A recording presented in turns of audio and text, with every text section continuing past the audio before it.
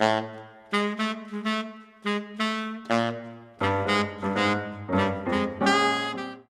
right, Adrian, I'm so glad to have you on the Everything Saxophone podcast. Thanks so much for giving us your time.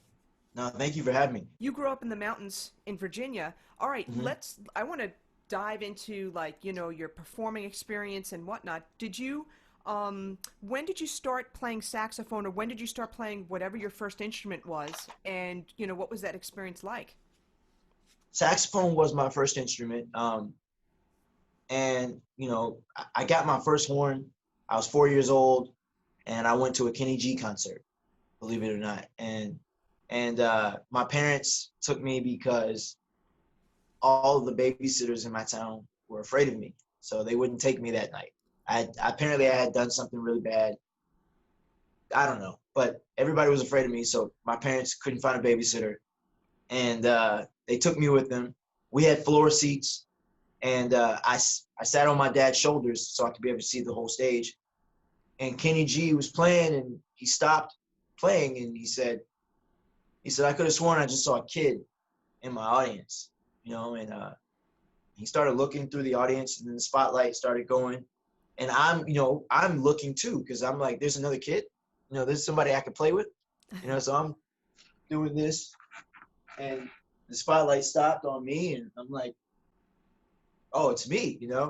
So he says, there he is, and he says, come up to the stage. And my parents brought me to the stage, and he asked me a few questions about saxophone. Do I like the saxophone? Do I like jazz music? Do I know who he is? Those things. I said yes to all of that. I had no idea I didn't know what was going on. So he said, do you want to play the saxophone? And I said, yeah. He played it, and then he gave it to me. And actually it was similar to an Ewe. So it was the Casio Winston. Oh, wow. Yeah, the little silver electronic saxophone. I have it still. It's at home in Virginia, locked away. Oh, my God, yeah. But yeah, so he gave me that, and then in my town, the people of my town saw that as like an omen. So then every concert for the next like year and a half, 2 years, they would bring me to the concert, take me backstage to meet the artists. I met Karen White, I met MC Hammer, I met Barry White, I met countless, I don't even remember how, Boys to Men, I don't know. I met a bunch of people. But my mom got me for Christmas that year, she got me my first actual sax, which is a Buffet Crampon Yvette, and I have it still. It's downstairs right now. It sits up in my living room, just Wow. ready to play. Wait, how old are you? I'm 35 now. Oh, no, but how old were you back then I when you was got... I was 4. Four. Yeah.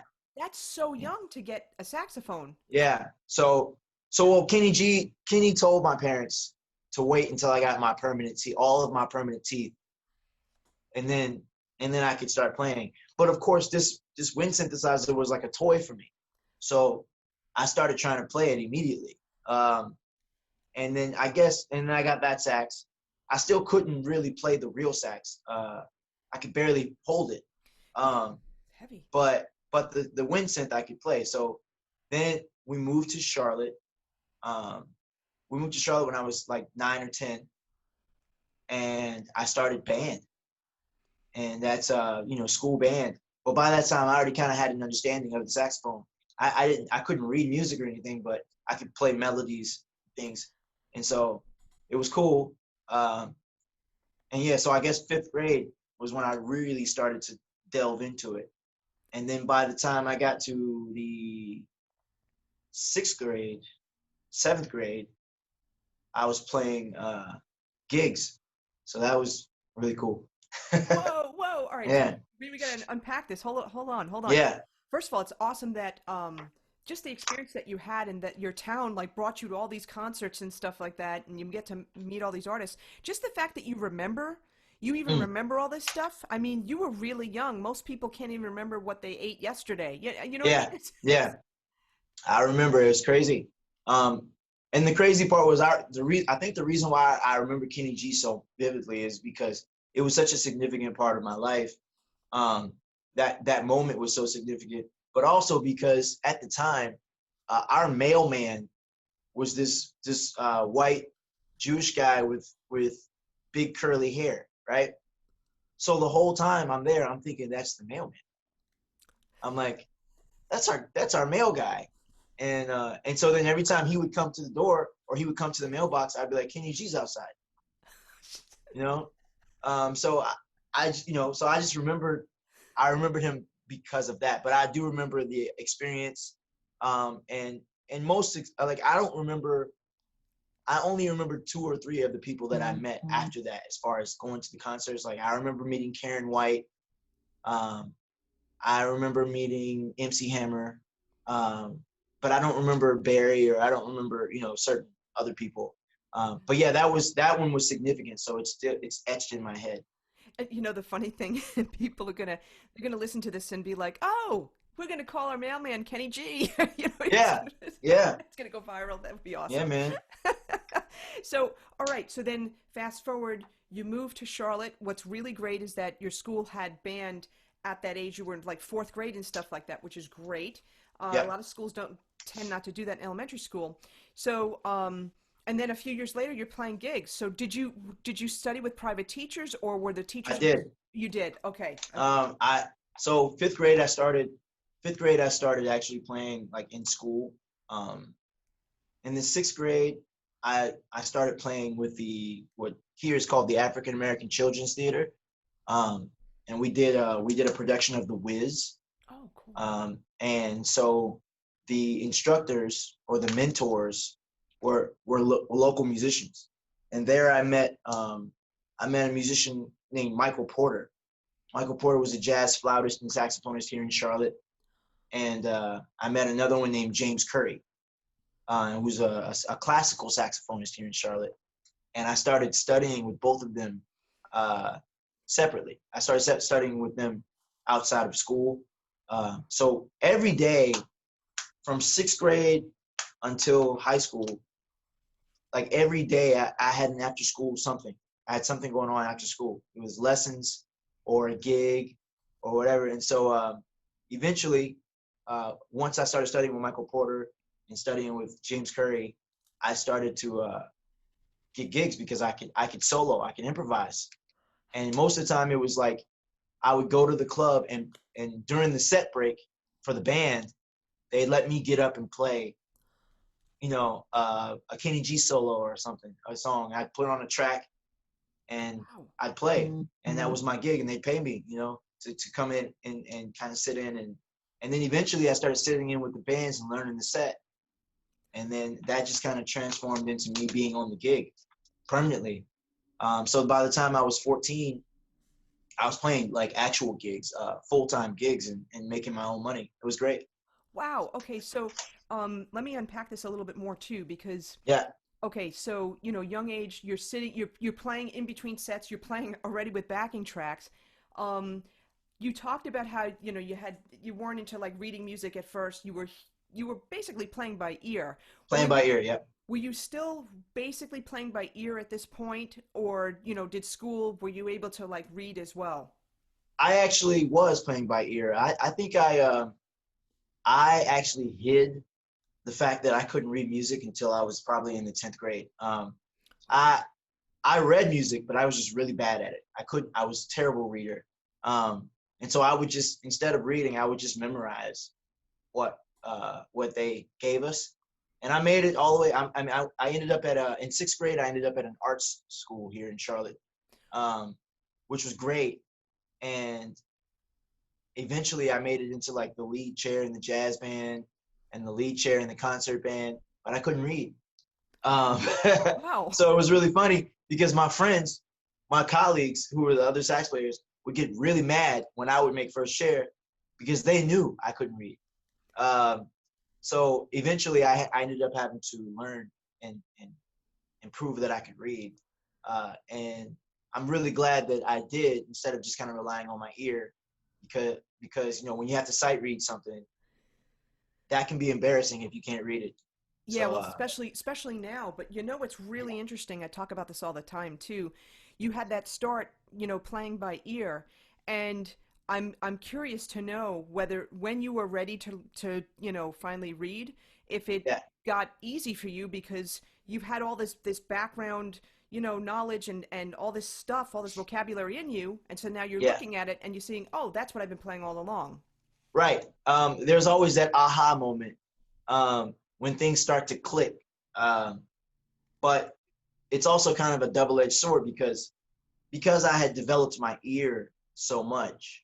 I It's really hard not to lean on your ear when it's a talent, but it's really hard not to just lean on your talent.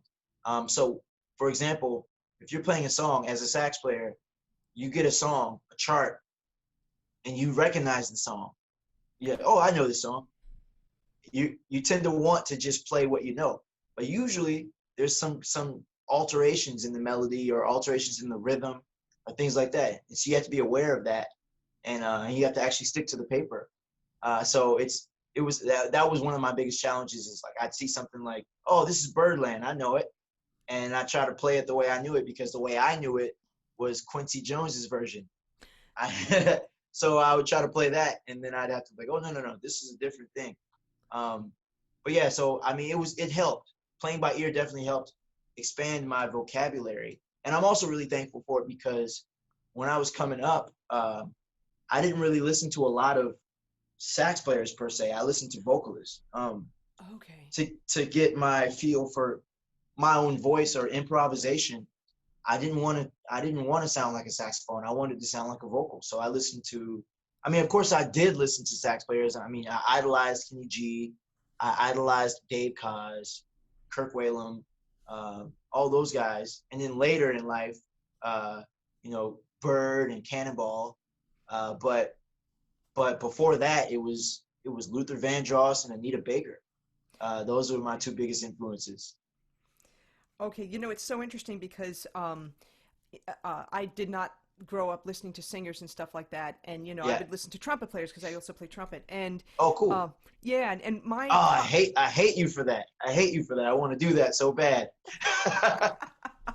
you know what? It's all, when you're playing one instrument, it's like, okay, I'm doing this instrument. I have to, think a certain way in terms of setting up and that kind of thing. But my college teacher taught me this. And I just had a private student, and I was just saying this to him too. Let the music drive what you're doing. Let the music, you breathe for the notes that you're playing. You breathe for the phrase that you're doing. If there's nothing up here, well, then nothing's going to come out the bell. So, Right, right. once you get the embouchure down, it's it'll be fine. In schools, they always tell you, you can't play trumpet and saxophone. It'll ruin your trumpet embouchure, blah, blah, blah. And, the thing is, if you don't reach a certain level, yeah, it could mess you up a little bit, but it's that frame of mind. Yeah, But yeah. my teacher in college would say, you got to listen to great singers. You got to, and I was classically trained, so you got to listen Yeah. to UC Björling. For me, it was Jesse Norman, Sarah Mm. Vaughan, then, for the jazz singers and stuff like that, Ella Fitzgerald, all that kind of thing. And so it's interesting you're saying that because it's singers want to listen to instrumentalists to see what they do, and Yeah. instrumentalists want to listen to We singers. want to listen to them. Yeah.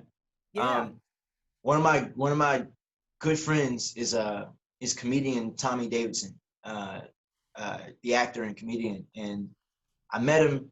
I met him in Aruba at this Soul Beach festival, and I was touring with Anthony Hamilton at the time. We had just come off stage, and we were getting on the shuttle to go back to the hotel. He jumps on the shuttle with us, and he comes and sits next to me, and I'm like, I know who he is. I'm like, wow, it's Tommy Davidson. And he comes over and he goes, man, he said, sax man. And I said, yeah. And he literally sang my solo that I had just played. He sang it back to me verbatim. Um, and I was like, wow, Yeah. and so you're right, like singers. So by the way, Tommy Davidson is an amazing singer. I don't know if anybody knows that about him, but he's a ridiculous musician. He thinks like a horn player, but he's a singer. Um, so he literally will transcribe solos of people he likes, and he'll sing them back.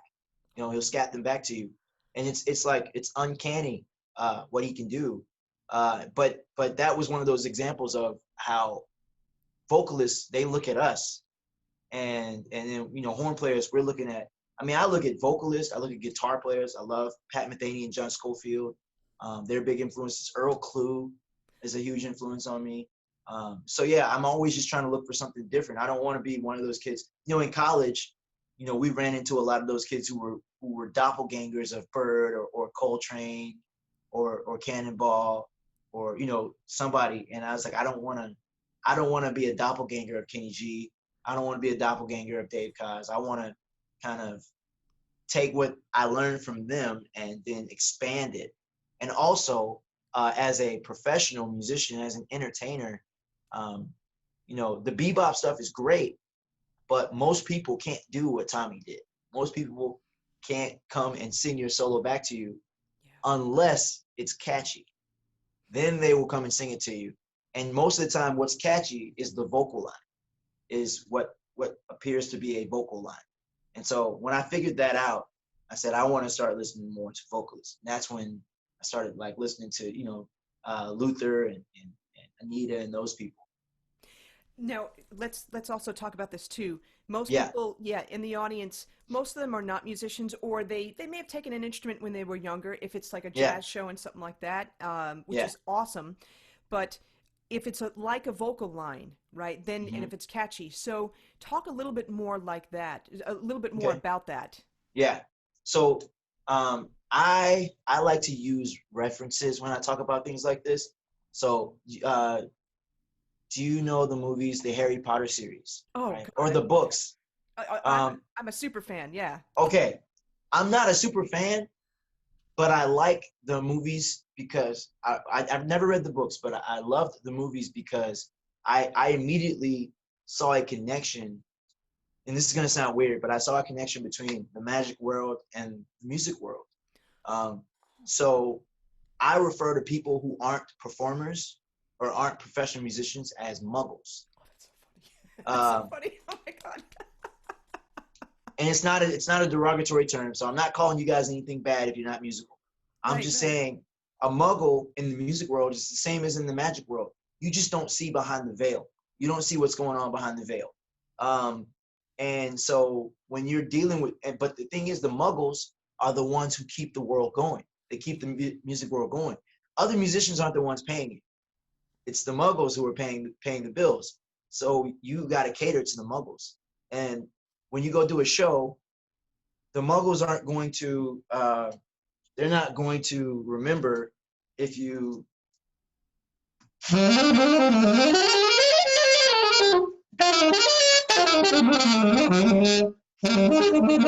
if you go all out, they're not going to remember that. They're not going to be able to recite that. It's not going to get stuck in their head, But if you just go,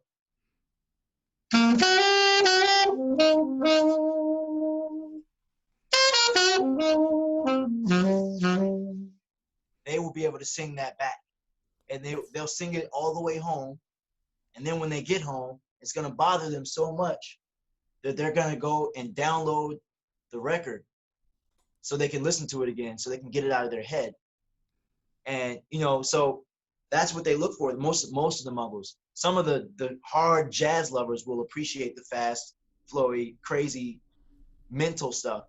But the majority of the ones who are paying the bills, they just want something smooth and easy to remember and easy to sing. Because they also want to be able to sing along. That's why in concerts, one of the biggest successes in live music is when you get the audience to sing along. Because they want to be included. They want to, they want to feel like a part of the show. And also that's why karaoke is so successful, because they want to relate. They want to be able to feel like they did something too.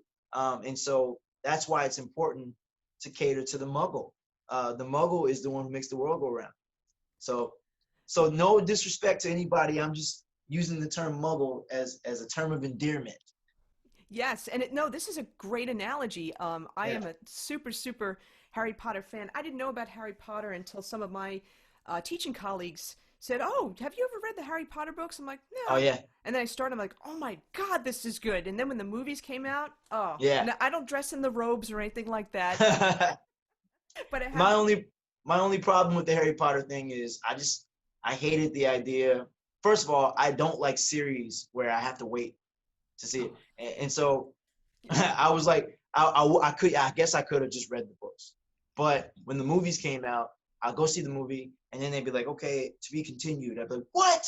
Yeah. You can't do that to me. And then also, I just didn't like the fact that after everything, I guess in the books it gets a little deeper, but in the movies, after everything, this kid only came out of it with a scar on his forehead. He's fighting demons and dragons, and he's only got a scar on his forehead, and he got that before he could even remember. That was the first thing that happened. So he's dealing with three-headed dogs and demons and dragons and other magical sources, and he just gets a scar. That's okay. I was like, I can't believe that. And falling off the broom on Quidditch in Quidditch. Yeah. Games, it's like yeah. Land on the floor and How did he die? Is he a cat? Is he a cat? You know? Oh, this is so funny. And hopefully we'll pique people's interest to watch Harry Potter, watch the movies Please do. and stuff. But it's, you know, what's really great with the Muggle analogy, and yeah, you're right. It's so true. It's not that Muggles are any lesser. It's not that at all. And unfortunately, some people, you know, that are musicians tend to not recognize the value of the supposed Muggle in the audience, you know, because the thing is, yeah, they make the world go round. We make the world go round in different ways, but they make the world go around. They keep it ticking. They keep it going. I think that's a fantastic analogy. Let me ask you this, though. When did you start to realize this, not only this analogy, but just in general, you know, with entertainment and stuff? Because it sounds like you've thought about this and you came up with this at a much earlier age than most people. Yeah, I was probably, well, I think it was kind of forced on me because, as you know, most musicians, especially horn players, are super competitive. Yeah. Horn players can be really competitive. It's like the Mean Girls Club. Yeah, literally. Like, you know, if you ever been in high school and being teased by the Mean Girls or whatever, that's how horn players are. We're very fickle. In general, I mean, we're loving, but in general, when it comes to each other, we can be really competitive or we can be really fraternal. It's always one extreme or the other. And so when I was coming up, and I would go and play the gig, being the kid, there were some musicians that would kind of give me a hard time because I wasn't truly a professional horn player yet. And so they wanted to make sure that I knew that, and that I knew that I wasn't on the level that they were. And so I might go to a jam session and some of the local musicians would try to, what we call pipe me. They'd try to pipe me just to prove a point, because I couldn't play changes at the time, and I couldn't read music, and I didn't really know a lot of standards. I knew a few, but you know, if I got up on the bandstand, they would call giant steps, just to get me to leave the bandstand. And so what I realized though was I just kind of stuck to my guns of playing the smooth, sultry stuff that everybody liked, that the audience would get into. And I remember I just kept doing that. And then in college, we used to go to this jazz jam in college. I went to Florida State, and we would go to this place called the Warehouse where they'd have a Monday night jam session. And, you know, there'd be a bunch of hippies in the audience. And because there's the big hippie culture in Tallahassee, Florida. And we would come in, and me and my friends would take jazz standards and turn them into like neo soul or funk. We would put a backbeat on them, and we would get up and do like 2 or 3 songs like that. And after a while, when we would walk into the room, the audience would go into an uproar because they knew at that point, now there's going to be dance music. There's going to be music that we can dance to. The straight ahead stuff is cool, but it's more of just, you just kind of observe and appreciate. Yeah. And so the other musicians, the straight ahead musicians, would be really upset because they knew that the audience wanted us to come up and play. And then we'd play, and then we get off stage, and then half the audience would leave. Oh, wow. And so when I saw that, it just kind of clicked, and I was like, oh, I could either cater to musicians who aren't going to pay me, or I can cater to these people who are paying for tickets to come and see, or paying admission to come and see the show. Who do I cater to? And I said, I'm going to cater to them because they're the ones who really appreciate what I'm doing, and they're willing to pay for it. So, musicians will appreciate what you're doing, but most musicians are like, hey man, can you get me into the show for free? They don't, they're not gonna pay to come and see a show. So Yeah, so that's yeah. when it clicked. That's when it clicked for me. Is I guess college. Wow. And thinking about that too, not only do I'm going to call them the Muggles again because I think that's so great, Yeah. but they appreciate it. But the whole thing you said before, that point you said before about why is karaoke so big? Because people are invested in it, they're into it, they're a part of it, they're experiencing it, and if Yeah. you can, if you can make your show an experience that people will remember, Hmm. that will change them, maybe especially now. Right now we have the virus going on, we've got all this, this injustice going on, we've got so much negativity going on, and if you could just flip that mood, even if it's for Right. like an hour or two, on a Yeah. Saturday night, that's pretty powerful. Exactly. Exactly. If you can give them an escape, so that they can just enjoy themselves and not worry about whatever is happening in their everyday life. Um, it's medicinal, really. It's therapeutic, and so we have a responsibility, which is really cool. Also, it's like it's really cool to have that power, to be able to take people out of their everyday life and into a new world and give them a break. It's just really beautiful to be able to do that And bring them into the magical world. and bring them behind the realm, behind the veil. Yeah, bring them behind the veil. I mean, I guess they still don't get to see behind the veil. They get to see some magic, which is great. Yeah, Yes, absolutely. And you know what, I want to backtrack a little bit because yeah, you played some awesome like screaming little licks over there before, right? Some fast yeah, stuff. So, you still well, let me ask you this question. I'm try to phrase this the right way. In terms of your training and stuff like that, did you learn like the Omni book? Did you learn all the bebop types of things, the standards, even I though did. you did? Okay, I even did. though with that neo I didn't soul. learn all of it. I didn't learn all of it. But I do have the Omni book. I have, man, I love the literature, because another thing, I had a really great teacher. So in high school, my senior year, I went to another school called the North Carolina School of the Arts, Oh, I've heard of and I that. Yeah. had this teacher, who was a classical teacher. And before that, I mean, I had James Curry. I had my teacher, who was a classical teacher, and he would teach me pop songs, but he would make me learn a classical etude or something first. So he'd say, if you learn this, then I'll help you learn this. If you learn this Echo Sonata, then I'll help you learn this Janet Jackson song. I'll help you do this or whatever. But it was always baited. I didn't want to learn this thing. And he gave me this really great book, which we call the Saxophone Bible, and it's the universal method for saxophone. I still to this day use that book. I love it. I think it's the greatest literature you can have as a musician, no matter what style you're in. And so he gave me that book. But when I got to college, well, my senior year in high school, I was at a conservatory, North Carolina School of the Arts, and I met James Kalin, who was my teacher there. And he was a classical player. And James Kalin, the way he played classical music, there was such a passion. It almost seemed the same as pop music to me when I watched him play.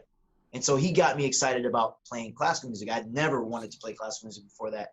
And he he was one of the ones who instilled that in me. He asked me questions like, who do you listen to and who do you want to sound like? And I told him, I said, well, one of the guys I want to sound like and who I listen to is Dave Koz, And he said, okay, well, he said, well, how are you gonna sound like Dave Koz? I said, I'm just gonna keep listening to him. He said, well, what else are you gonna listen to? And I said, I don't know. And he said, well, don't you think that if you want to sound like Dave Koz, you should probably listen to what he was listening to? Awesome. Yep. And I said, yeah, that's a good idea. He said, and then you should probably, if you're gonna sound like Dave Koz, you should listen to who he was listening to, and then you should listen to who he was listening to. So you should be listening to David Sanborn, and then you should be listening to like Eugene Rousseau and Sidney Bechet and these cats to build this sound, so that not only will you get to that Dave Koz level, but you'll be able to have your own sound as well. You'll have your own voice, You and people will still be able to recognize the Dave Koz influence. You know Yeah, what's interesting? Antonio Hart shared the same thing. I yeah, interviewed him a few episodes ago, and we were talking about it was a two-parter because he yeah, actually taught a college course at Queens College when I was there. So it was jazz history, and then it was himself, and he said the same exact thing. Said the yeah, same exact thing, which yeah. is So profound. it's profound. It really like it altered my path. I was like, wait, what? Yes, that's what I need to do. And so I started listening to a lot more people, and it actually just exposed me to a lot more music, which was great. And the cool thing is when you hear, so if you're listening to someone who inspired someone who inspires you, and you start hearing those things that inspired you, like generations before that, like so you see the lineage, which is really cool. And then that's when all those hours in that little cubicle practice room don't seem like torture anymore. It's like, oh, I can't wait to get in here and figure out what happened here. It's like a saga. It's like a good novella. You can't wait to the next episode. Yeah, definitely. And you know what's interesting too that's striking to me? Okay, so Uh-huh. first you started off by, you had certain saxophone influences, but you also said that you listened to singers and stuff. So, Yes. okay, so were you also, now your teacher's giving you great advice, right? And Yeah. he's Mhm. talking to you about listen to these person's influences and so on and so on. Um, were you still listening to singers at that point? Yes. Okay, Yes. And I tried to implement the same thing. So listening to these singers, I would find out who their influences were. I go read up and find out who they say their influences were, and I'd go and listen to them. Um, so I would listen to Luther and Anita, um, and then I started listening to Phyllis Hyman. And then I started from there. It goes back to Ella and Billy and a bunch of singers, and then it goes into like some of them were even listening to uh, opera singers. yeah. So I would listen to that. I would listen to operas, and this is a time when I guess YouTube and the internet were still fairly new. Oh, yeah, lucky, Um, lucky you. right, they were still fairly new, so we didn't. I mean, we didn't really have as much access as we do now. So I'd literally have to go to this thing called a library. Not Yes. not sure if you've ever heard of one, but I would go to the library at the school and have to rent this other thing called like a VHS tape, and they had these little cubicles with these little monitors, and you just put it in, you sit there and watch the movie. Um, so I'd go watch these live performances of operas, or like I said, I was at an art school, so we had opera performances, and I'd go watch them. I'd go watch the ballet. I'd go watch. I'd go watch films like music films like Round Midnight and uh, the Charlie Parker Story and all these things, just to see the influence and see where it was coming from. Watch documentaries. Uh, but now it's like everything is, I can literally do all this on my phone, which is amazing to me. Yeah. And I have students too. And it's funny to me because I see myself in them. A lot of the things that my teachers would tell me to do, and I actually had to actually go out and go to the library or go do research to do, and I wouldn't do it. I'd make all kinds of excuses. I'm like, I'll say the same thing to my students, and they can literally pull it up on their phone, and they still don't do it. Oh, you wow. know, um, and they give me all kind of excuses, and I'm like, I created that excuse. I know that excuse. I've said that excuse a million times. So it's really funny to see the lineage and see the repeat. And I get it. I'm like, okay, cool. One day in their own time, they'll make the same discovery that I did, and then they'll look back and say, oh man, Adrian was right. And so it'll be great. Yeah, no, definitely. And you know what's interesting too? Um, when you were ready, right? You went to the library, you did all this listening, but Yeah, having to actually make the effort and go somewhere and do it. The thing is, with our phones, right? It's so easy. It's right here. yeah, So it's so accessible. But if it wasn't as accessible, then yeah, you know what I mean. Then yeah, I think um, just like, okay, I want to get into transcription for a second, right? Okay. So Okay. a lot of people they'll buy the Omni book and then they'll read it, Uh-huh. but they won't necessarily take the time to. And it's so easy nowadays. You just type in, they have it right there, the Verve recording. You type it into YouTube and it's Yeah. there. Yeah. So when did you start transcribing? What's your process for that? And when you did approach the Omnibook, how did you approach it? Okay. So I think technically I started transcribing from the beginning. But it was always like Kenny G Yeah. or Dave Kaz or Sam or Kirk Whalum or Gerald Albright, it wasn't Bird, it wasn't Coltrane, it wasn't Cannonball. I didn't start doing actual transcriptions as far as like learning how to approach the chord progression and how to recognize the chord progression and then what they were doing and why they were doing it over top of that chord progression until my senior year in high school with that teacher James Kalen, because he said the beautiful thing about that school, it's only 9 saxophone students, including the high school and college kids. There were 9 slots for saxophone at the time that I was there. So it was really, really focused. You couldn't hide. And so he told us he wanted us to do a transcription, right? And I knew what it meant, but I wasn't really fazed by it because I was like, I've learned songs before. I've learned people's solos. Shouldn't be a problem. And so I decided to pick up the pieces. And he laughed because he didn't like check in with us to see which one we're gonna do. But when I got to class, to the master class with all the saxophone students, and he called me up and he said, "What song are you gonna do?" I said, "Pick Up the Pieces," and everybody laughed. Everybody laughed at me, like, and one of the kids even said, he's like, "No, you're supposed to pick a real solo." And I said, "Okay." I said, "Well, I guess I don't have a song then." And Dr. Kalen said, No, do your song. We'll see how it goes. And so every other student had played like a straight ahead tune, Cannonball or Bird, or Coltrane. And they sat there and they played it verbatim, like they didn't move. They just blah, blah, blah, blah. And so Pick Up the Pieces, the horn parts are spread out. There, it's you play the melody and then you wait. So there's a groove, and then you play the melody again, and then there's a solo. So I did all of that. I played through the whole song, played the melody, and then while the saxophone part wasn't there, while the groove was happening, I'm vibing out. I'm trying to get the guys involved. They're all laughing at me hysterically. And we got done. I got done with it. And what happens in this master class is each one of the students kind of gives you a review. So they critique you, and they rip me apart. They ripped me apart, mainly because they thought it was a joke. They weren't doing it in malice. They just, they did it. And at the end, Dr. Kalen, he said, number one, he said, I want to assign you another song, like a jazz transcription. But he said, with that being said, he said, I'm going to give you on this, you got 100. And everybody kind of looked like, what? And he said, Adrian's the only one that actually sold it. He said, he played the song verbatim. He played the solo. He played it with passion.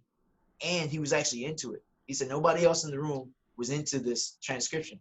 Everybody else just kind of stood there looking lost, or they just they went into a drone mode and just played the song. There was no real passion or conviction. So he said, Adrian, you win this week. He said, but I'm going to make you do another transcription. And I did. And I think it was Cannonball's Dig This. No, Work Song. It was Work Song. Great, yeah. Cannonball. Okay. Yeah, it was Cannonball Work Song.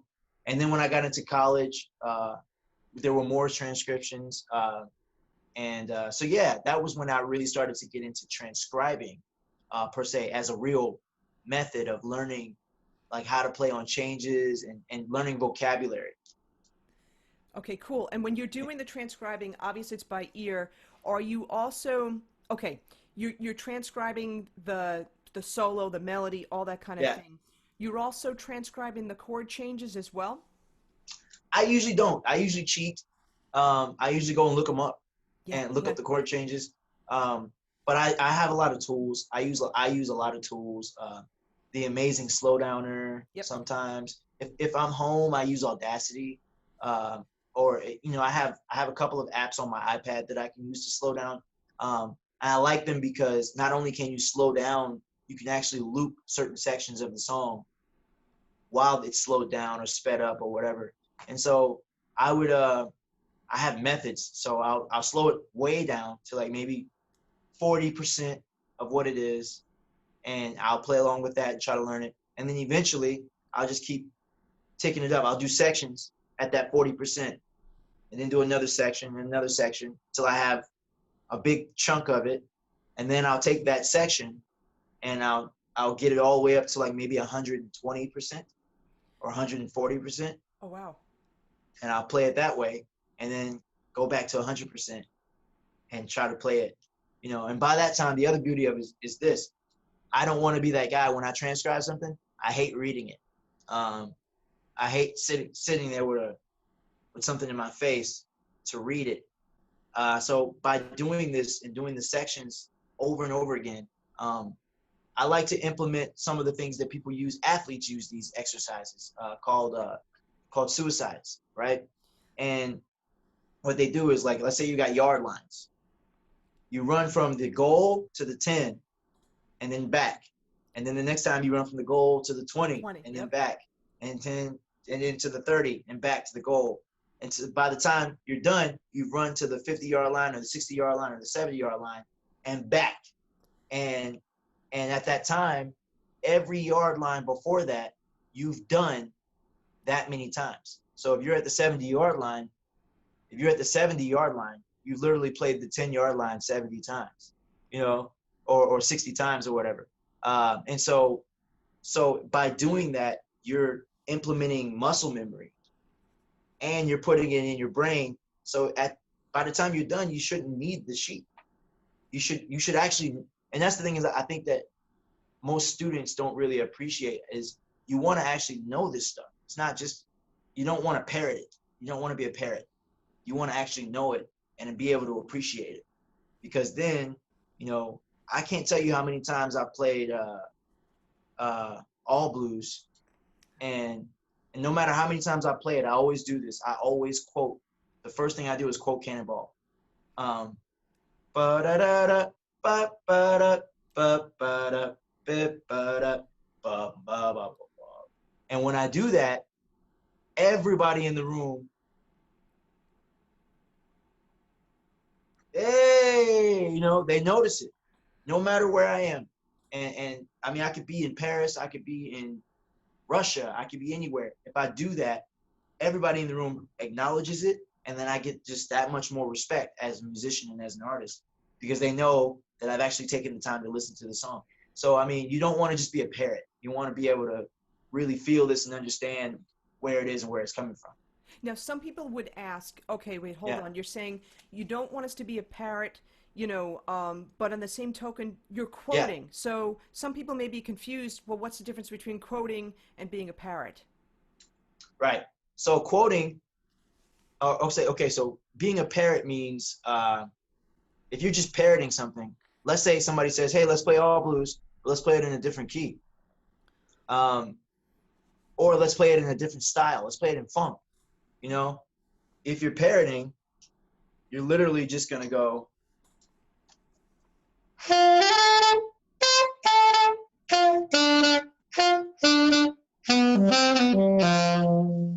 Right? But if you're quoting, you could do it any kind of way.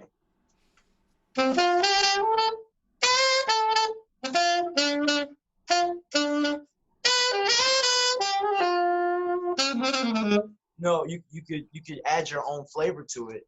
People will still recognize it. And also, you'll be able to change the key and still feel comfortable. Parroting, I know a lot of cats that will burn a song in the original key. But then as soon as you move it a few steps, it's gone. They can't do it because they've just learned to parrot what they heard Cannonball do or what they heard Bird do. And it's muscle memory for them in that key. Yeah. It's not owned. It's not totally owned. Yeah. Yeah, you gotta own it. You gotta own it. It's just like if for the muggles out there, it's like when you go to karaoke, and there's that one person at karaoke that's like the karaoke queen, right? Or king. And that's the person that when they sing a song, they sing it like it's their song, not like they're singing someone's song. They perform it, and it's their song. And I've actually seen situations where somebody sings a song, and I actually like the way they do it better than the original. That is quoting, in my opinion. Parroting would be singing along. Quoting would be making the song your own. All right, so then how do you get to that very elusive making it your own? It takes, I think it takes the concept of knowing the song. Once you've learned the song, and like I said, doing those exercises and things, and creating that comfort where you've done it a million times, then at that point, you're not dependent on anything. You're not reading the screen for karaoke. You're not waiting for the drum cue. You're not waiting for anything. You know the song. It's your song.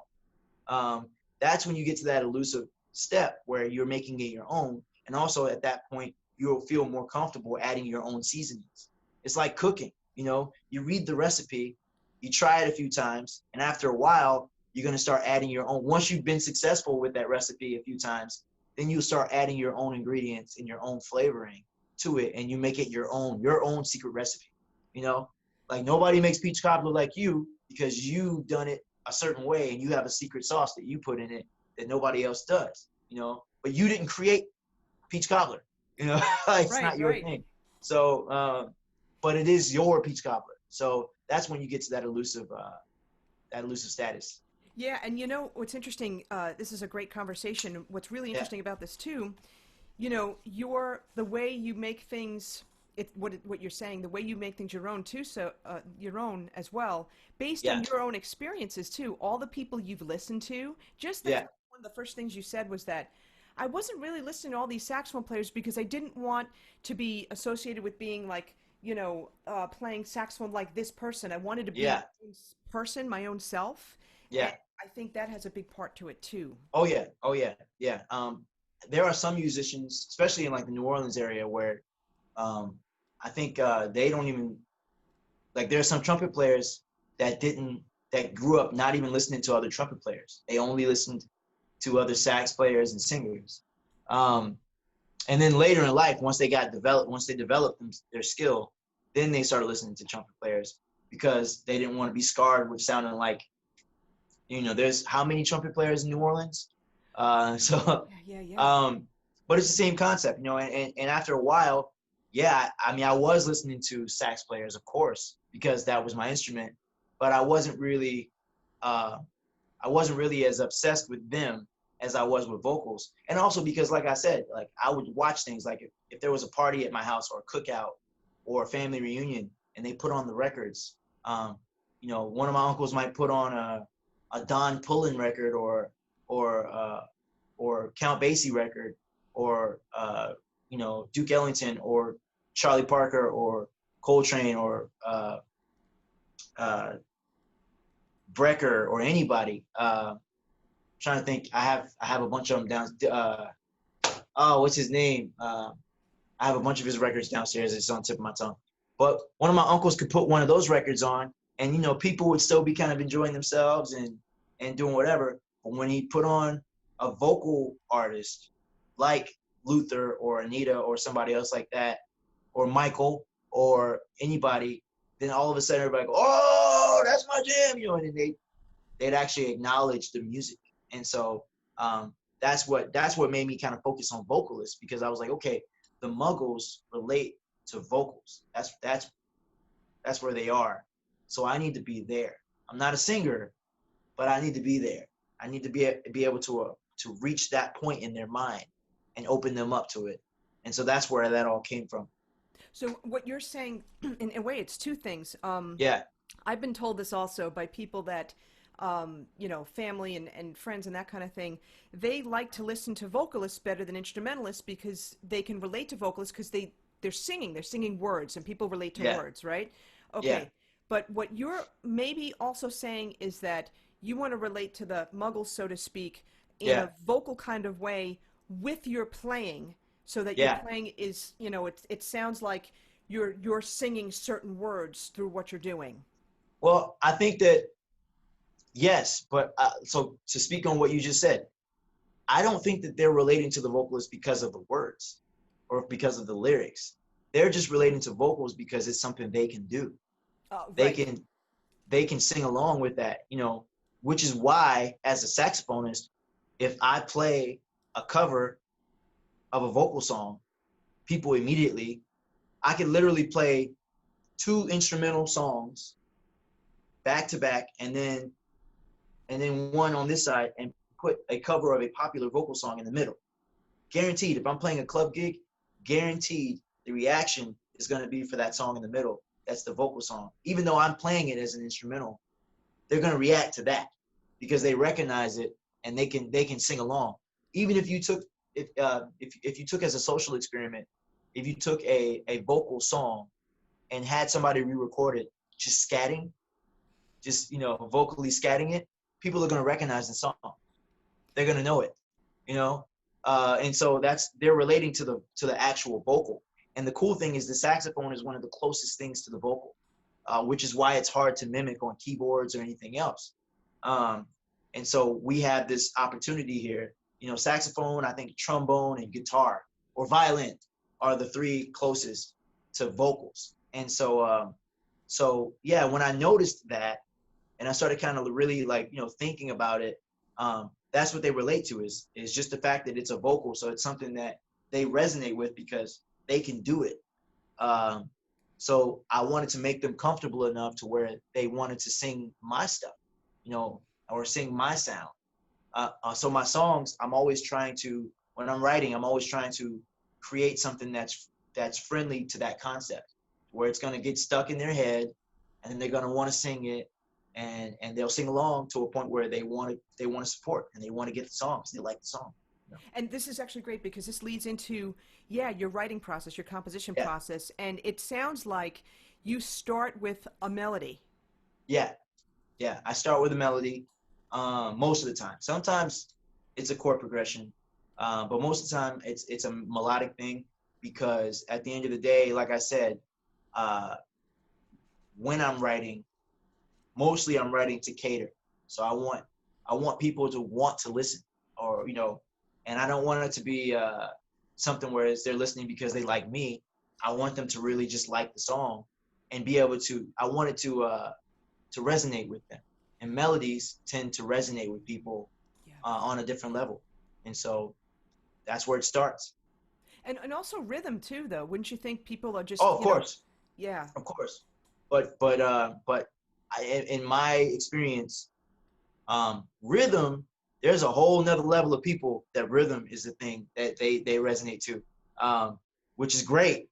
But so that's always something I encompass in my music too. But melody, because unfortunately, there are a lot of muggles out there that don't have as much rhythm as we do, and so but ironically, they recognize it. And so it does resonate with them. They just can't align with it. And so, but melodies they can always align with. They can always do it. That's so interesting. Actually, this is going to lead to the next thing I wanted to talk about because you played with so many great people, a lot of singers, right? Bette Midler, right? But you also were the last saxophone player for Prince. And I'm thinking about, phenomenal singer, right? Very rhythmic, and catchy melodies. He was the all in all. He was everything. He is still everything. I learned an immense amount of information from him, and I was constantly learning. I mean, just being in his presence was constant learning. It was a constant lesson.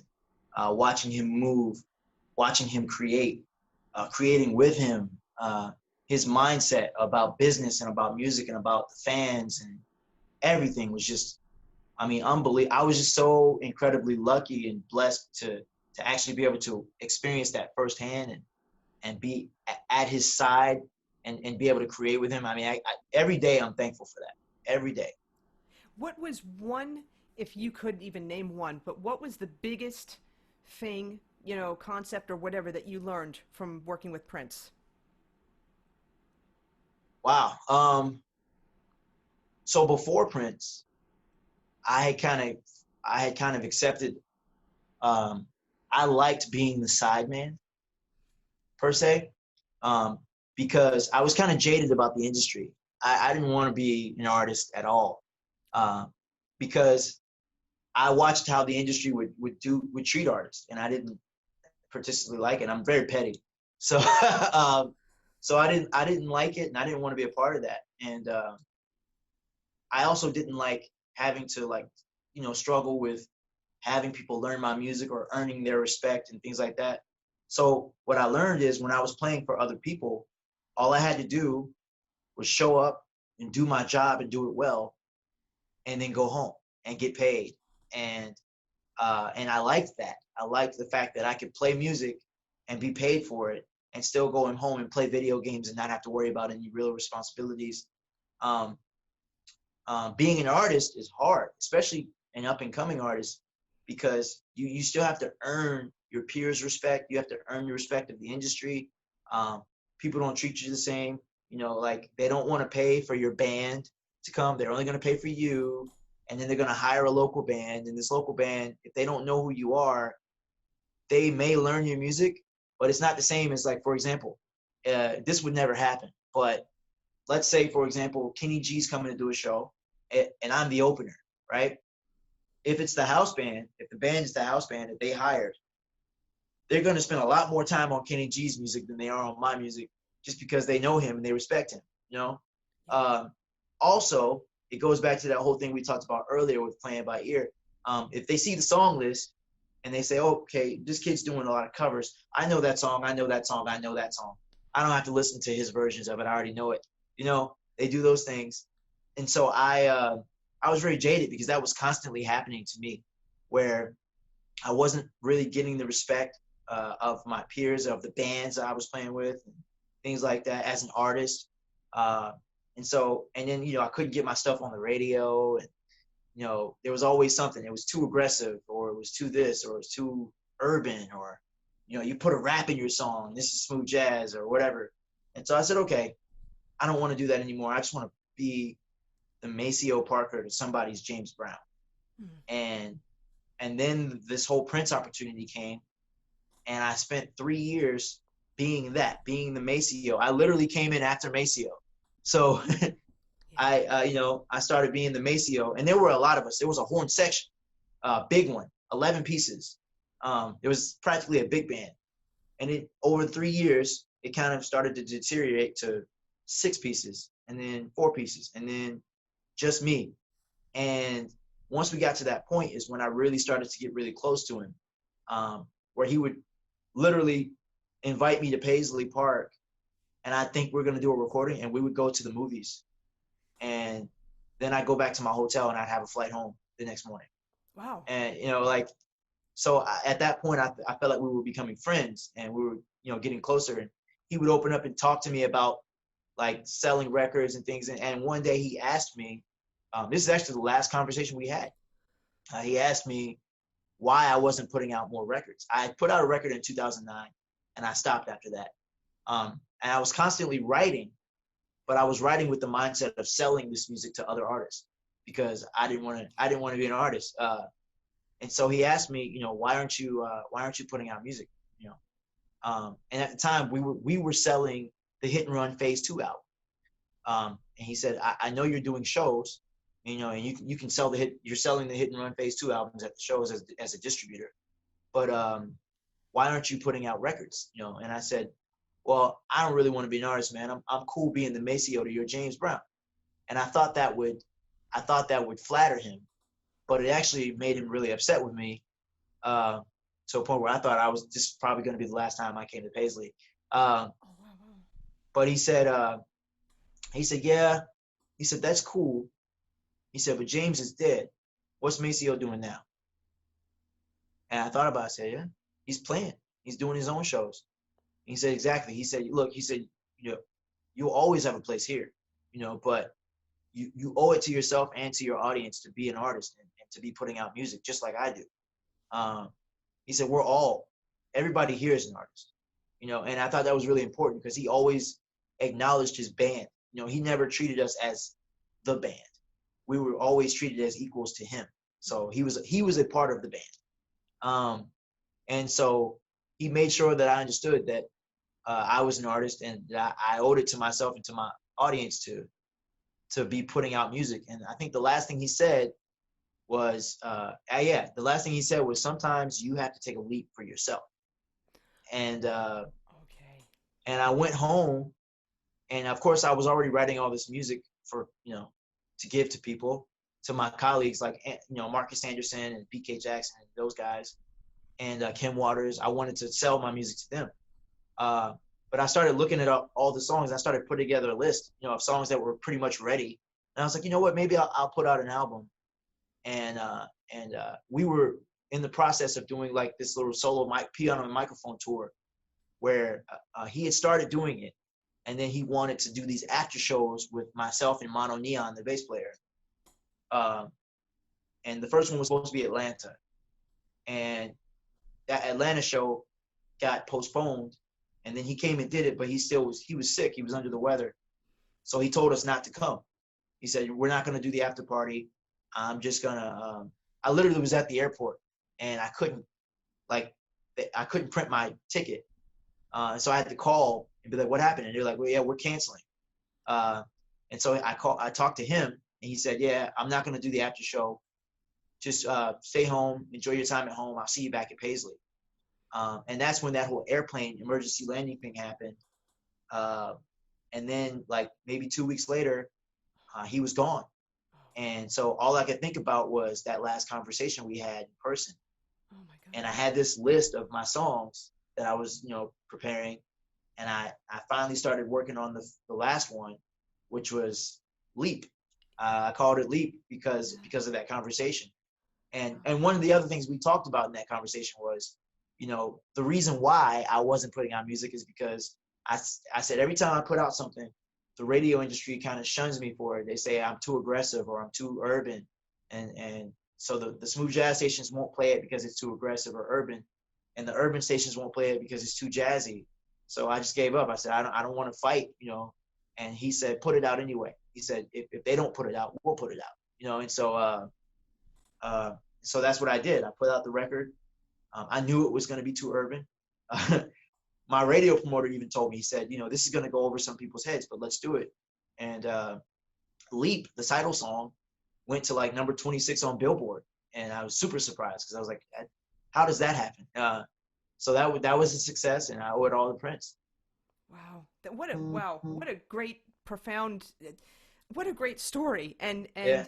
As soon as you said he told you to take a leap, in my head, that's why he called his album. That's why he called the song what he did. Yeah, that's exactly why I called it that. Yeah, and wow. And the whole thing was contingent upon what he told me. So I was like, okay, let's just go for it. And in honor of him, I didn't expect it to actually be a success. I thought it's the same thing. I thought the same thing is going to happen with this record that happened with Private Party. It's a great record. It's going to get airplay on some radio station or some college radio.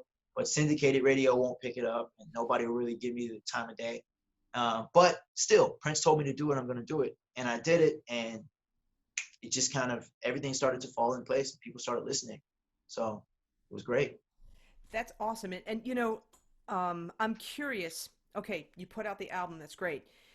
How are you, developing your fan relationship and stuff like that? Because nowadays, I think for indie artists, that's the thing. You look at Taylor Swift, you look at what she did, Yeah. The great thing about the Prince fan base is that when you become associated with Prince, the fan base supports you just as hard as they do him. I'm exaggerating. Of course, they don't support you as hard as they do him, but they do support. And I'm super thankful for the whole, what I call the Purple Army, because I already had somewhat of a fan base that I had created, but it was more regional stuff, regional people. And but they took my fan base to a whole nother level, to a point where even when I was playing with other artists, like if I was on the road with Lionel Ritchie, I would see people in the audience with the cardboard signs with Prince symbol and my name, Wow. which is really cool to see that these people came to a Lionel Ritchie concert or a Bette Midler concert and have signs with my name on it, which is just, I mean, it's awesome. I remember when I toured with Bette Midler, her choreographer is Tony Basil. And Tony Basil, you remember Tony Basil? Hey, Mickey, you're so fine. So Tony, she had brought the horn players in to a dance rehearsal room to learn choreography. And she puts on, she has a laptop, and she's frustrated with the horns because they're not really selling the dance. They're horn players. They're too cool for school. They don't really want to. I mean, they could dance a little bit, but they weren't dancers. And so, like maybe 2 of us or 3 of us were dancing, and the other 3 were like kind of okay. And she was getting frustrated, so she took out her laptop and she says, we need to be like this. This is why you're here. This is why you're here. And she pushes play, and it's Prince on Arsenio Hall, right? And it's Mutiny. And then she pulls up another video, and it's Prince, doing something else. But I'm in both the videos, and I'm cracking up because I'm laughing. And she says, "What's so funny?" And I said, "Well, this is my choreography, And she says, "No." She says, "You guys are messing it up. It's this way." And I said, "No, it's this. This is the step that you're trying to teach them." She says, "Well, how do you know?" I said, "It's my choreography." She says, "What do you mean it's your choreography?" And I said, I pointed at myself on the screen, and I said, "Me and my friends created this choreography." And she looked at me strange, and she called the MD, Mo Pleasure, into the room, and she says, "Is this true?" And he said, "Well, yeah." He said, "Bette said she wanted a horn section like the one she saw Prince have, so we got Prince's horn guy." and so after that, it was like automatic respect. Oh wow, and we're all friends now. And so it's just been super cool to develop this fan base and to see these people in the audiences that are Prince fans coming to different shows. Anthony Hamilton, Bette Midler, Lionel Ritchie. When I was on tour with Brian Culbertson, all these fans are coming to the shows with Purple Army stuff with my name on it. And I'm like, that's awesome. Like, so they really developed my fan base. But I think it's important just to be personable. Your fans are really your support system. And so it's not wise to treat them. I mean, of course there has to be some kind of a distance. There has to be some kind of a barrier, but at the same time, you should be personable. You should be friends with your fans. You should be able to talk to them. You should be able to feel like more than just acquaintances. So I mean, I know a lot of my fans. I keep up with them. I know their kids. I know their families. I know, and it, because they care about you that much. So why shouldn't you care about them that much? And it's a lot, but it means a lot to them too when you know these things. When, for example, if I'm reaching out to video chat with one of my fans because their kid is turning 3 or something, that means a lot to them because nobody else is thinking about that. It's not an immediate friend. And so, and that builds relationships because fans are great, but relationships are more important. And they're going to support you a whole lot more if it's a relationship than just a fan thing. So that's the secret to fans. Let me ask you this question. Yeah. Has there ever been an instance where, we talked, you have to have a little bit of a barrier there. Have you ever had an instance where someone like kind of took it a little bit too far and it creeped you out? Oh yeah. All the time. I never thought I'd get to that point, but I mean, I've had some people be a little obsessive, and most of the time it's coming from a good place. I mean, that's what you have to keep in mind, is that these people obsess over you or they idolize you because they see something in you that they fall in love with, and that's great. It's not, most of the time with that whole thing, it's not coming from a place of malice. And so it's just a matter of treating it a certain way. And I'll never turn anyone away. But what I do is after a while, I kind of give them some space, or I'll talk to them, but not as much, or whatever. Or sometimes you just have to tell them, hey, I feel uncomfortable, or whatever, and they appreciate that. Some people don't. Some people get upset, but at the end of the day, it's worth telling them, or giving them that hint, so that they can process it, because they may not even be thinking about it that way. They may not know that you feel that way unless you tell them. I will never do that to someone where it's just like I just disappear, because that's harsh. I've seen that happen. I've had it happen to me where old girlfriends just disappear. I don't want to do that to anybody. Plus, like I said, they're supporters. They're going to support, and so you don't want to cut that off. So yeah, I don't know what I would do if I had like that one obsessive fan. I've never really had one that was totally super obsessive and dangerous. I don't know what I would do in that situation.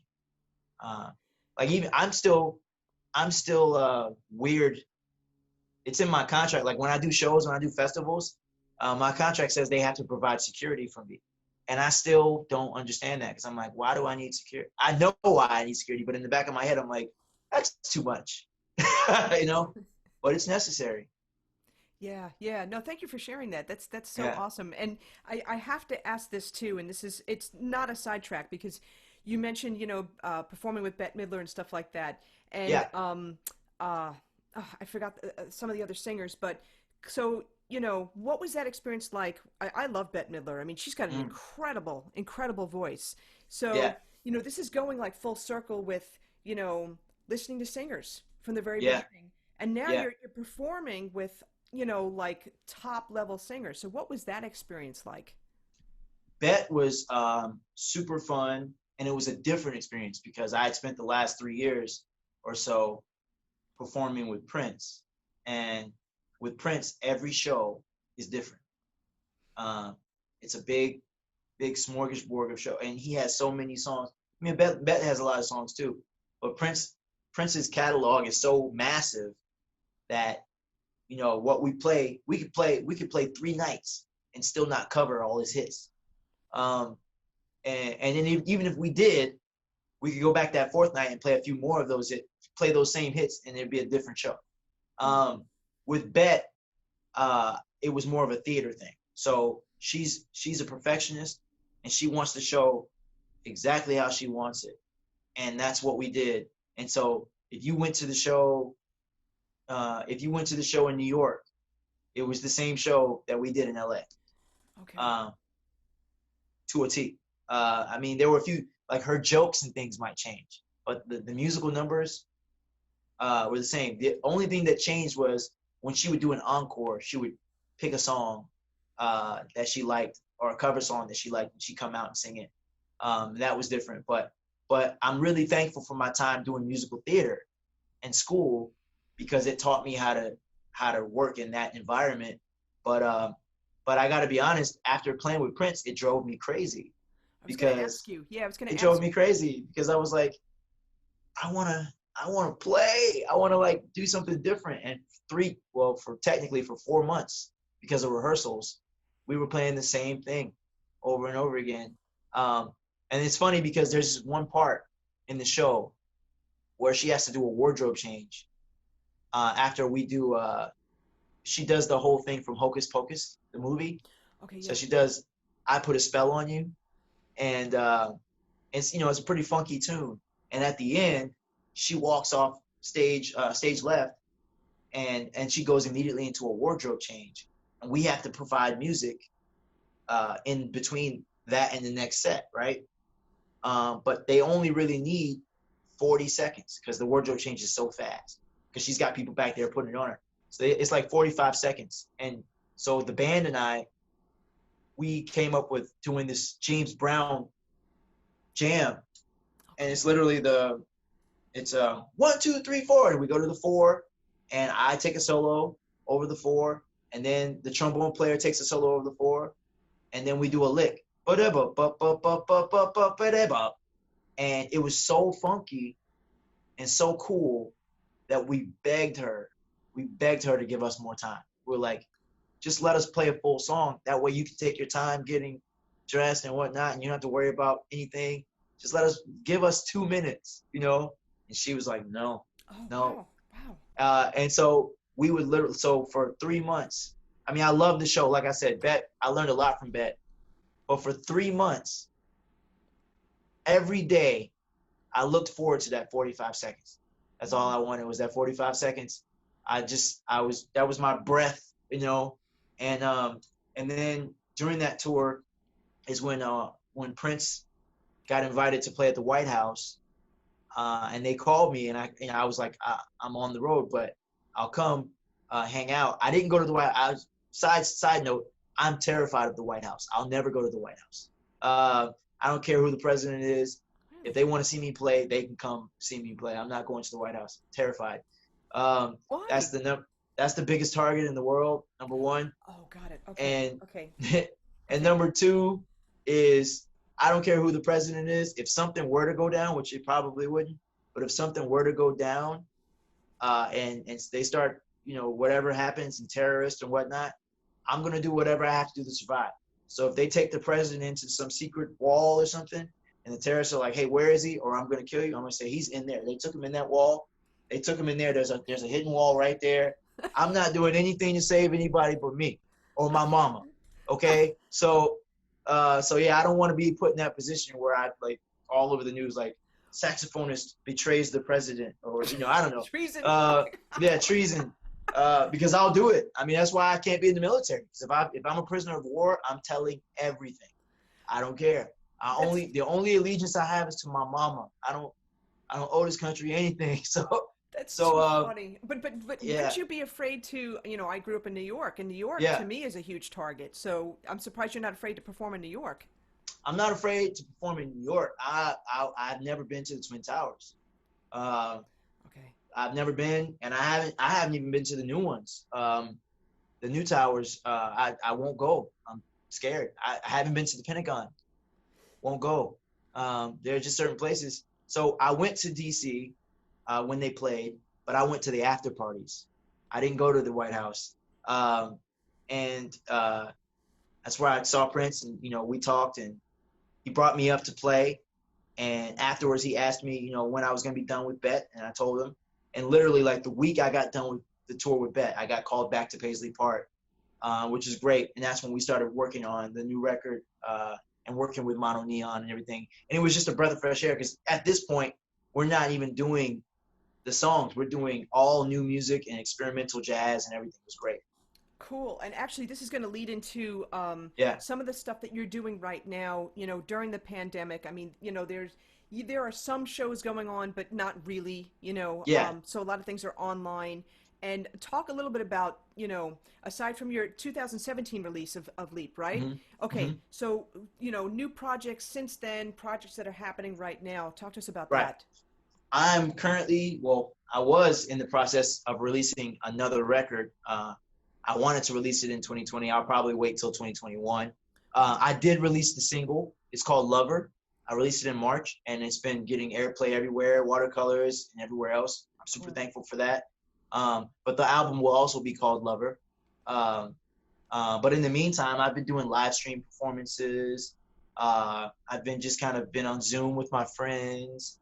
I'm a video gamer. I've been playing Xbox and trying to get in shape, riding my bike. But mostly just in here, like I said, we were talking about earlier, I'm super extremely blessed and lucky to have my own space in my home studio where I can create. And when I think about it, I'm like, there are a lot of guys out there, a lot of people out there, artists that either they have to go and rent a space to do this in, or even if they do have the space at home, they may have families. And I know it's got to be nearly impossible to go into a creative space when you've got like a 3-year-old or a 4-year-old running around. And then especially now with homeschooling, now, those kids are taking over that extra space for their classes, and so I just feel extremely lucky to have what I have, and I've been able to create. And I had it before the pandemic. So at 4 o'clock in the morning, when most of us are creative, when that creative juice really starts to crack, I can come up here and I can work. Whereas other people, they rent these rehearsal spaces and they go by the hour. So like, they close at 2:00 in the morning and they don't open back up until 11 in the morning. So you can't even go there, Yeah. So I'm super lucky to have all of this, and I've just been writing. Cool. And the other thing too, the rehearsal spaces also have closed down, because Yeah. of the pandemic too. That's the other thing. Yeah. Yeah. And then on top of that, most of them, if you get there at a certain time, there's a lot of grunge metal bands rehearsing. So Oh. you can't really do what you need to do. I remember being in that position where I'm trying to record records and I hear like 2 doors down and I can't try to play smooth jazz and it's not happening. That brings So back so many memories. Oh my God. yeah. There's a rehearsal. Shoot, I forgot the name of it. There's a rehearsal space in Hollywood. I just know the parking lot is so small, and I've got SIR? no. Oh, damn, I forgot the name of it. But I know the parking lot is like so small. It's like that angled parking thing, and you got to back your way out. And I've got this big Highlander, right? So I'm Yeah. trying to get my car in and out and all that kind of thing. And it's a very well known. Of course, I can't remember the name of the. Is it Center Stage or because SIR has a really small parking lot and they're right next to like a car dealership or something like that. No, I don't think it's that. I can't. Center Stage is in Burbank. Is that it? No, it's definitely Okay. the Hollywood area. I'll have to. I'm gonna have to look it up. But a couple of bands that I would rehearse with, and I just remember too. You're walking down the hallway, it's like, oh my God, and there was Yeah. soundproof rooms, but they weren't really soundproof because I was going deaf Yeah. just walking down the hall. Yeah. Just Yeah, I walking know that crazy feeling. places. Oh my God. I know that feeling. But yeah, so I'm super glad to have the space that I have, and to be able to utilize it, to create and still be a part of people's lives at home. And like the gig life has died, but the live Temporarily. streams help. Yeah. Yeah, temporarily. It'll always come back. But to be able to do live streams and be able to have Facebook lives and things like that and still be connected is great. I love it. I love that people are starting to utilize it more. Like I'm doing recordings for people. I've always done that, but now it's way more consistent. So where my main source of income has been playing on people's records, doing like 1 or 2 records a week, and it's Wow. great. Yeah. That's awesome. And so you have all like the production tools. What tools do you use? I do. I use Logic for my DAW. I have an Apollo Twin as my interface, and I use simple mics. Perception AKG Perception 400 is what I have as my recording mic, and I have a 200 as well. The 200 I've had since college, and that's what I used on Private Party. That's what I used on Leap. Interesting. Yeah, and then I have some. I have I have so many toys. It's not even funny. Software. I use a lot of stuff from IK Multimedia. The people who make the iRig. So I use the iRig when I'm doing live streams. I use the iRig. I also have the iRig keyboard MIDI controller, sample tank. I have so many toys. I have their studio monitors. I also have some KRKs here and some M1 actives. And ironically, my neighbors don't complain. They don't. My neighbors don't give me a hard time. Oh, that's It's great. great. I mean, I love, and if those of you that are listening to the podcast by audio and not seeing the video, I love the soundproofing. Those colors, those are my website colors, the purple and the black. That's Oh awesome. yeah. Oh yeah. Yeah. And people are often like, do you do the purple because of Prince? And I'm like, no. And I had to have that conversation with him too. I had some purple shoes on one day, and he came and he said, why are you wearing that purple? And I said, it's not because of you. And he looked at me funny, and I said, no, man. I said, I'm a California Raisins fan, and I'm a Ninja Turtles fan. So the California Raisins and Donatello from the Ninja Turtles are the reason why I love purple. And then you just so happen to be a purple person too. So that's why I like, that's one of the reasons I like you. And he laughed, and he asked me where I got the shoes at, and I told him, I'll tell you if you tell me where you got he had this hoodie thing on, shawl on, I liked. And he laughed and he said, we'll talk about it. Of course, we never did. Oh. But I know where he got it at now. But yeah, so black and purple can't go wrong. And, the foam paneling is soundproofing, but it doubles as a great backdrop for when I'm doing videos like this. So it works out. Yeah. Absolutely. All right, now I'm going to digress a little bit. You talked about we talked about studio equipment and stuff like that. Let's talk about saxophone equipment. What you use down from reeds to, mouthpieces, ligatures, horns, all the 9 yards. Yeah, I use Leger Signature Series reeds, synthetic reeds. I've been using them for about 10 years now. The only downside I can say about Leger reeds is, and I say this to warn you guys out there who are playing cane, the great thing about Leger is this. If you're traveling, for me, I'm constantly in different climates and different humidities and things like that. And a reed really responds to that kind of thing. So a cane reed, when you get a box of cane reeds, as you guys know, you might get 2 good ones out of that box of 10. And then out of those 2 good ones, they're going to react a certain way depending on what the climate is or where you are. And then it's crazy because you can alter the reed to react better to that climate, and then like 2 days later you're gone. Yeah. So you're going to a whole different climate, and the reed's going to be a whole another problem. So the reason why I like Leger is because first of all, when I take it out and I slap it on the mouthpiece, it's going to play. No matter what, it's going to play, and it's going to play consistently the way I know it to play.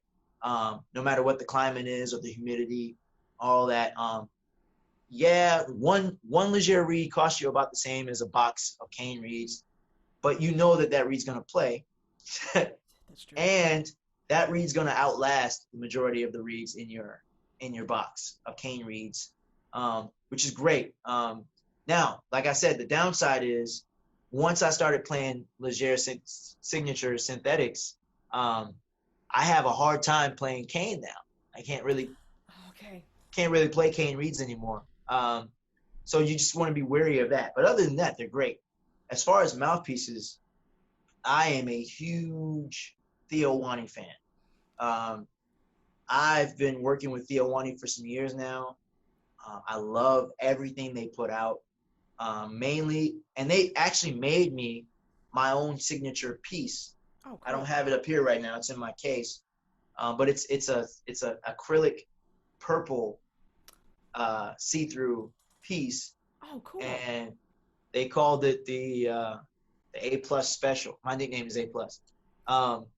But it's a hybrid of like a Durga and some other specifications of one of their mouthpieces. And so I love it because my main mouthpiece with them is the Durga. That's the one I play the most. And but I feel like as a sax player, I get more what's the word I'm looking for? I can last longer as far endurance. I get more endurance on hard rubber than I do on metal.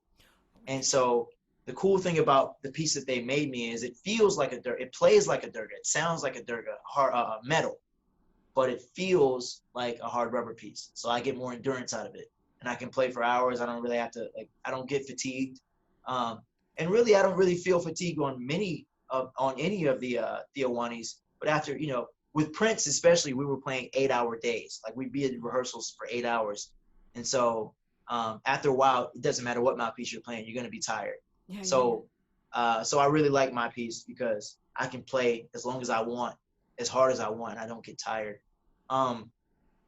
So the Durga is the main piece that I play. I have many of their pieces. I have the Kali, I have the Fire, I have the Gaia, I have so much. I have the Dada.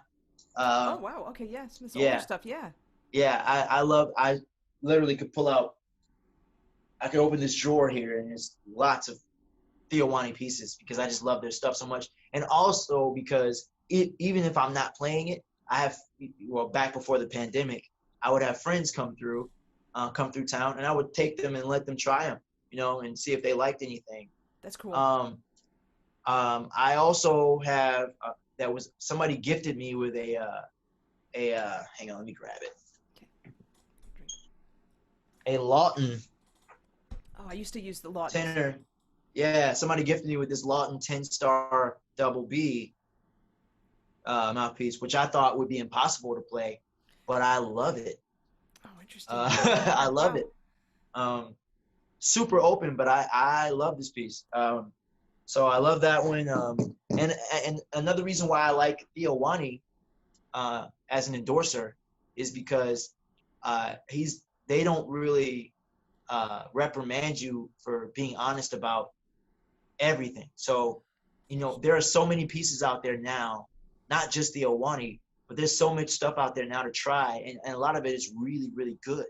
Like I gotta say, I really like Jody Jazz's Super Jet alto piece. Love that piece. I think it's super awesome. I don't like it as much as I like my personal A+ special, but I love it. It's a great piece. I love this Lawton. I used to play Berg Larson before this, and I had a Peter Punzel tenor piece I love. And as far as saxophones, the last like 8 to 10 years, I played Antigua. Oh, interesting. Okay. And I still play them. But now, I mean, I have so many horns. Like I said, I still have my buffet downstairs from when I was 4 years old. I owned, I have a Cannonball tenor, Night series, one of the older series. I used to have a Cannonball Night series alto. It was stolen. But but I have a few Antigua horns, tenor, soprano, 2 altos. I play their flutes. I play Antigua flutes. I have, but oh yeah, that's what I was gonna say is, but recently I started giving away horns because I wanted to do what Kenny G did for me. Oh wow. So when I was doing my show, I would use part of the money from the show to invest in a horn and something I could give away if I saw kids at my show. That's because awesome. obviously if it's kids at the show, well, if it's a festival, it's a different kind of thing, but you can tell when they're really into it. And obviously if they're at a concert, then obviously they're really into music. So I would pick a kid at the show and I wanted to give them a horn. And I went to a few of the horn companies that I knew, and I told them about my concept, and I said, it's a win-win because it's, we're putting a horn into the hands of a child, which would be really awesome, but it's also a great marketing ploy for you. Yes. And for me. So I'd like to develop a signature series horn, an Adrian Crutchfield horn, and then what we do is every year I'll give away a horn or two, and it'll be a tax write-off for you guys. It'll be a great look for me, and then we'll have a signature series horn that we can also sell, and you guys take a percentage and I take a percentage, and it's a win-win for everybody. And then 5 to 10 years from now, that kid who we gave a horn to could be the next big thing in saxophone, and they're playing your horn, and believe it or not, none of the companies really they didn't tell me no, but they kind of beat around the bush and didn't tell me yes, and they kept me on, kept me on hold about it. So I just finally gave up and I said, you know what, I'm going to find a horn. So I went and did the research online, and I found some horns in Asia that were fairly inexpensive with no name brands on them, which was a big deal. I love that. And I ordered a couple. Well, I ordered one. And last year, August 11th, in Charlotte, August 11th is Adrian Crutchfield Day. So cool. I do a concert. And last year for the concert, I picked a kid and I ordered this horn, and I did give the kid the horn. But the problem was I liked the horn so much that I kind of wanted to keep it. So I gave him the horn, but then I immediately ordered another for myself. And I've pretty much been playing that horn all year until recently. I started playing. Theo Wani sent me one of his new horns, the Narayan, to demo and try out and I think it's a great horn. So I've been playing that one. But for the most part, I've been playing this no-name brand horn that eventually I'll give away to a kid once I start doing shows again, and then I'll order another one, and I'll take that one and tour with it for a while, and then I'll give that one to someone, and that's what I want to do from now on. That's really cool because, and you know what's really cool about that too?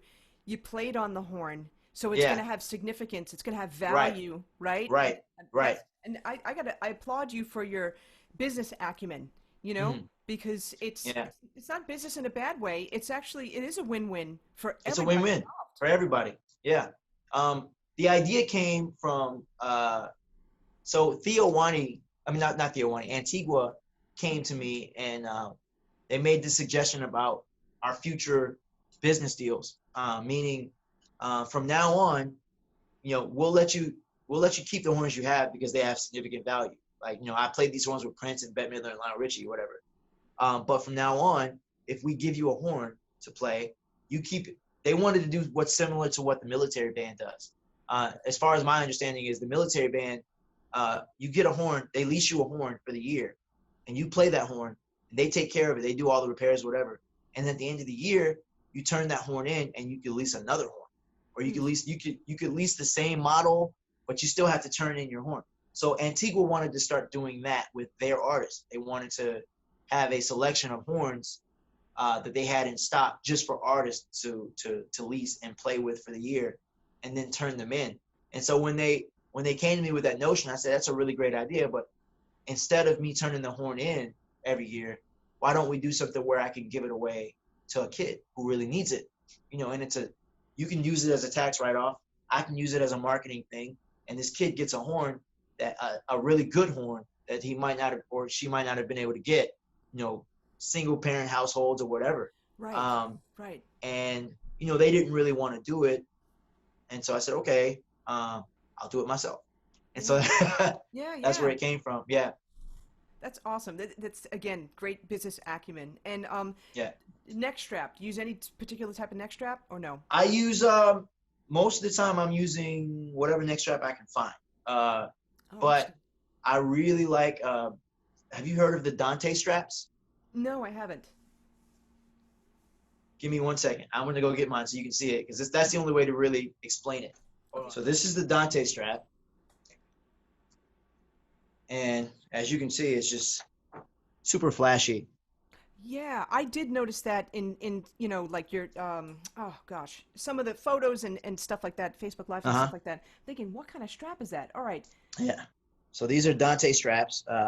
Another fellow saxophonist and entrepreneur, Dante, he started creating his own straps, and they're really flashy. Like I said, they're really great leather, and they have the gold chains, which is great. And what's cool about it is it's super comfortable.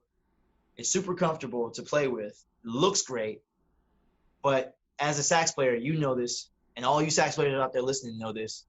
It's really easy to forget you have a neck strap on, and to be walking around with a strap on and people looking at you like, what is that? The cool thing about the Dante Straps is, even if you don't have a saxophone on, they look great. I've had people offer, like, non-musicians want to buy this from me to wear, just as a necklace, Yeah. Multiple times I've had people come and be like, man, what's that necklace? That's killing. Where'd you get that? I want to get one. And I'm like, you play saxophone? And they're like, no. I'm like, well, this is a saxophone neck strap. But yeah, so I remember going to like Mars Music and Sam Ash back in high school and going to try out horns. And, I'm sure a lot of us are guilty of this, but the first couple of times I go in and try out horns, and I would forget that I had on their neck strap. Oh. And I would walk out of the store with the neck strap on, and later realize that I had just stolen a neck strap. And then after a while, I kind of got hip to that. So whenever I needed a new neck strap, I would just go try out a horn. Oh, Jesus. and then walk out with the neck strap on. But it's, we forget, because with the strap on your neck, you're not thinking about it. So, these neck straps are really cool because they look great. And if you do forget to take it off, you don't look silly. So that's true. Yeah. That is true. It does look cool with that purple. That's awesome. Yeah.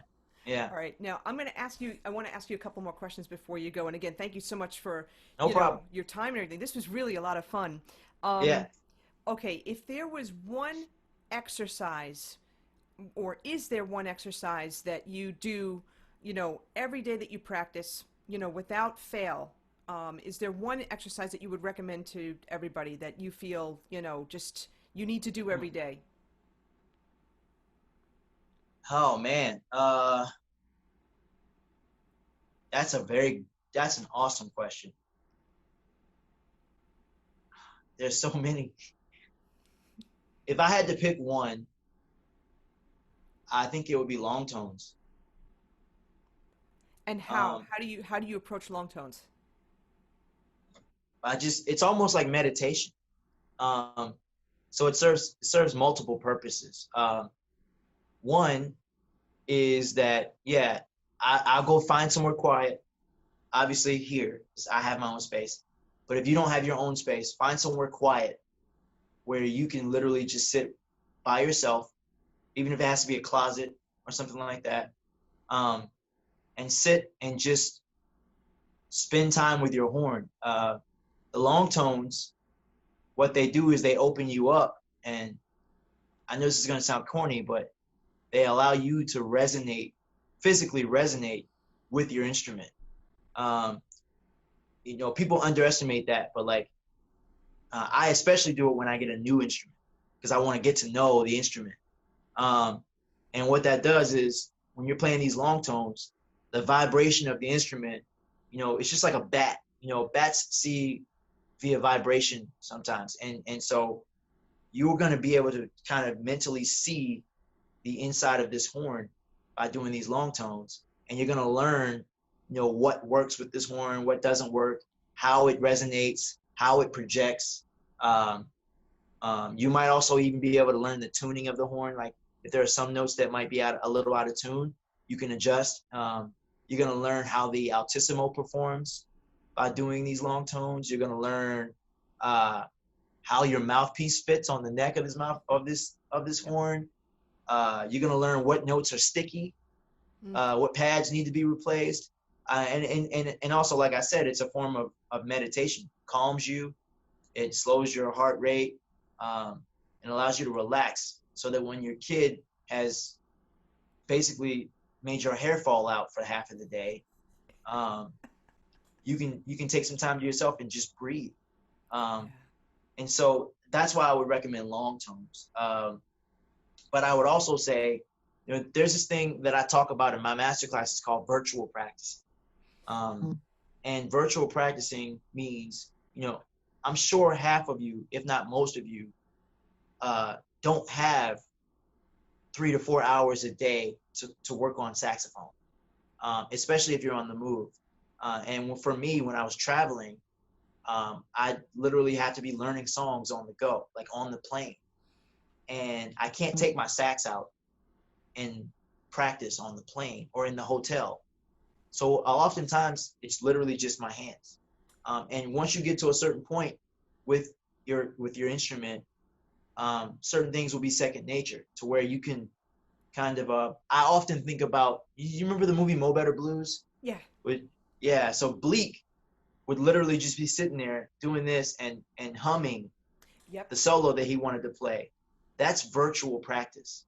And it's not ideal, but it allows you to be more comfortable and more confident with what you're playing, especially if you already know what it sounds like. So if you're playing a song that you already know and you've already played it on the horn, when you play it in your virtual horn in your mind, everything's going to be there, but you're still working on muscle memory and you're still working on repetitiveness and doing that whole idea of suicides and things. The more you play it and the more comfortable you get with it, the more you can own it. And so virtual practice is really important. So I guess the second most important thing I would say if I had to choose two would be long tones. And then if you don't have the time or the space, virtual practice is a huge, huge thing. I would totally recommend. Awesome. Cool. Now, let me ask another question. Yeah. What's one resource that's under $100 that musical resource or saxophone resource that's under $100 that you can't live without? iReal Pro. Ah, okay. iReal Pro on the app, because it's like basically having an aerosol collection on your phone or on your tablet. And it has saved me, I don't know how many times. For those of you who don't know what iReal Pro is, it's an app that you can download standards, you can download pretty much a whole book of standards, 1,300 standards or so. You can download pop songs, you can download country songs, whatever you want. You can even write in it, and it has the chord progressions, and it has a rhythm section built in. And the great thing about it is you can change the style, you can change the tempo, you can change the key, you can even change the instrumentation. So if you're a drummer, you can literally mute the drums and play along with it. Or if you're a piano player, you can mute the piano and play along with it. Or you can change the piano to a Rhodes patch or vibes patch or whatever you want. And also for horn players, I like it because I can mute the piano and play along and learn the song on piano. But also when I'm doing corporate events like weddings, I've seen it in the past where, and I'm sure you've seen this, all of you have seen this, they offer a little bit more money if you play the jazz cocktail hour, right? So everybody that signs up for the wedding band will opt in to play the jazz cocktail hour because you get an extra bit of money. You get like another $100 or so. But then when we get there, most of the cats who signed up don't know any jazz standards. And I've been in situations where I've literally plugged my phone into the speaker and played a 45-minute set by myself with iReal Pro because the people who signed up to play the jazz cocktail hour didn't know any jazz songs. Yeah. And then guess what happens? I get all the money. That's right. And I think iReal Pro is about $15 or something like that. So I spent $15 on iReal Pro, and I think I've probably benefited on it literally hundreds of dollars. I made hundreds of dollars on that. So yeah. That's one thing that I would say. That's an awesome resource. Now, one last question. You've mentioned a whole bunch of people that have influenced you, all that kind of thing. Yeah. Could you pick one? Who was the number one most influential person on you as a saxophone player, musician, performer? Who do you think? I have to say Kenny G. It's a close call. It's Kenny G or Dave Koz. Those were the two biggest influences on me as a sax player. But I have to go with Kenny because he literally put this in my hands. He literally started all of this. And that was my influence. That's what made me want to be a musician was seeing him in concert and seeing the power that he held and how he had everybody in his hands, just mesmerized by him. That is what really sparked my passion for music. And so I have to say Kenny G is my biggest influence. That's awesome. Listen, Adrian, I wanted to thank you so much for your time. This was such an incredible interview and just coming like full circle, starting with, influences, Kenny G, the Kenny G story, right? That started it all. But also the fact that you've always wanted to be your own person. And so you found ways to do that. Sure, you listen to saxophone players, but you listen to vocalists, right? Mm-hmm, mm-hmm. And that came full circle too when you think about it. But just and then like the music business aspect of it, and also just getting the gig with Prince and being able to perform with Bette Midler and Lionel Ritchie and all that kind of stuff. Just really inspiring stuff, really. Thank you. Thanks so much for being on. No, thank you, and I'm glad to be here anytime. And I hope I was able to help some of you guys out there to get a better grasp on how to deal with this whole pandemic thing, and I hope you guys are out there practicing. Yeah, and you know what? Before we go, can you tell people how to find you online? Sure. My social media is easy. My Twitter is Good Sax. My Instagram is Real Good Sax. That's funny. And on Facebook, you can find me just under my name, Adrian Crutchfield. And as far as website, it's adriancrutchfield.com. Or if you have a hard time spelling my name, which is it's not unlikely, it's easy to find it. You just go to ilovegoodsax.com and it'll pull up my website. And other than that, you just go on Google and type in Good Sax. I'm on there somewhere. Either the first page or the second page, it'll be me. That's smart. Again, Yeah. smart business stuff. Well, listen, Adrian, thank you again so much. Thank you. Thank you. I'll see you soon. Yes.